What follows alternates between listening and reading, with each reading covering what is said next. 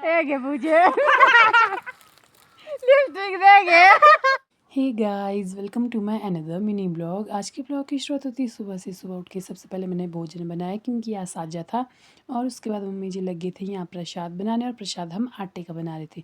उसके बाद मेरा प्रसाद बन के तैयार हो गया था। फिर मैंने प्लेट में निकाला और मैं गई, जो हमारा गाँव में मंदिर है, सबसे पहले गई मैं वहाँ चढ़ाने। वहाँ मैंने भोजन वगैरह चढ़ाया, और उसके बाद यहाँ कौवे थे तो मैंने कौवों को भी भोजन खिलाया। और फिर यहाँ बहुत सारे कौवे आ गए थे भोजन खाने। और फिर हमने यहाँ फूलों की मालाएं बनाई थी क्योंकि हम जा रहे थे आज चंजुआला धार, तो वहाँ के लिए हमने फूलों की मालाएं बनाई थी, जो कि हमने साइड में अलग से रख दी थी। तो अंजू दीदी लगी थी यहाँ सबका भोजन एक साथ एक बर्तन में डालने, क्योंकि हम लोग साथ में लेके जा रहे थे फिर, ताकि एक ही बर्तन उठाने को हो। और फिर अंजू दीदी ने यहाँ सारा भोजन इकट्ठा कर लिया था। उसके बाद जो हमने मालाएँ वगैरह बनाई थी उनको डालना हमने यहाँ थैले के अंदर, और फिर सारी मालाएं हमने थैले में भर दी। उसके बाद चल पड़े हम चंजुआला धार की ओर। और पूजा यहाँ अपनी कोटी साथ में बुनने के लिए लाई थी।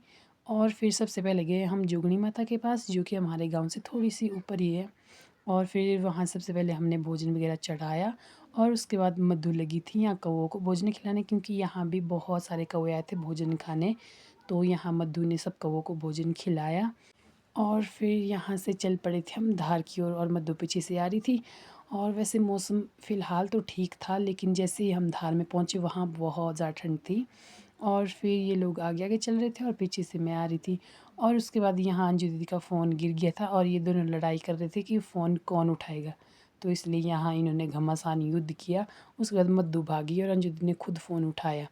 वैसे तो हम आराम से चल रहे थे, लेकिन फिर भी धार पहुँचते पहुँचते हम लोग थक गए। और अभी तो धूप भी नहीं थी, क्योंकि चारों ओर बादल ही बादल आ गए थे। तो सोचा थोड़ी देर यहाँ बैठ ले और आप लोग इनकी बातें ज़रूर सुनना। देंगे मुझे लिपस्टिक देंगे। जहाँ हम 2 घंटे में लकड़ी लेके जंगल से घर में वापस पहुँचते थे, आज हमने सिर्फ चंजुआला मंदिर तक पहुँचने में 2 घंटे लगाए, क्योंकि हम सब बहुत ज़्यादा आराम से चल रहे थे और भोजन को भी हम बारी बारी उठा रहे थे। और अभी आई थी छाबू उठाने की मेरी बारी, वैसे इसको छाबू बोलते हैं। चढ़ाई वाला रास्ता हमने कंप्लीट कर लिया था, और फिर पहुँचे हम सड़क में। तो इस मिनी ब्लॉग में इतना ही। चंजुआला धार में हमने क्या क्या किया ये जानने के लिए पार्ट 2 ज़रूर देखें। Bye bye.